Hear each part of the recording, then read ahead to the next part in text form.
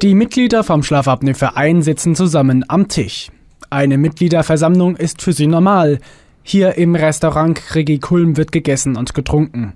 Die Themen: eine verbesserte Aufklärung der Öffentlichkeit zum Reizthema Schnarchen. Der Verein setzt sich auf die neueren Techniken, so zum Beispiel aufs Internet.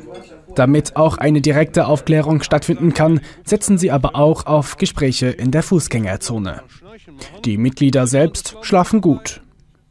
Ich habe sehr gut geschlafen. Ich habe nämlich ein Gerät dafür, was mir immer genügend Luft zum Atmen gibt. Sie wollen den Leuten klar machen, dass Schnarchen schon längst therapierbar ist und nicht mehr ertragen werden muss. Ja, ich bin heute hier hingekommen, weil ich gerne die Passanten aufwecken möchte, um sie darauf aufmerksam zu machen, dass Schnarchen nicht nur krank macht, sondern auch eine Krankheit ist, die man behandeln kann.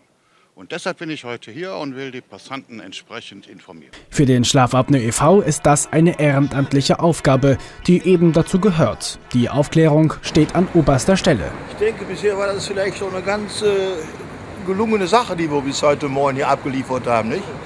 Und viele Leute sind auch darauf eingegangen und waren sehr interessiert. Wie viel habt ihr schon verteilt?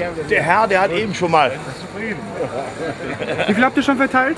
Oh, wir haben so circa 50 Flyer haben wir schon verteilt. Und was sagen die Leute so?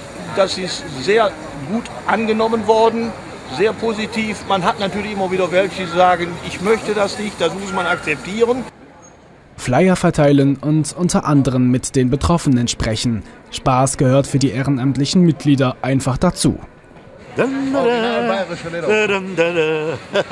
ist geschenkt. Ja. Und ein Dirndl dabei. Ja. So einen Spaß könnten wir gar nicht machen, wenn wir jetzt nicht therapiert werden. Ne? Dann werden wir jetzt müde irgendwo in der Ecke sitzen. Ja, du jetzt tagesmütig. Ganz genau. Schnarchfrei soll das Land werden.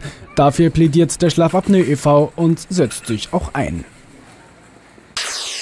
Schnarcher TV.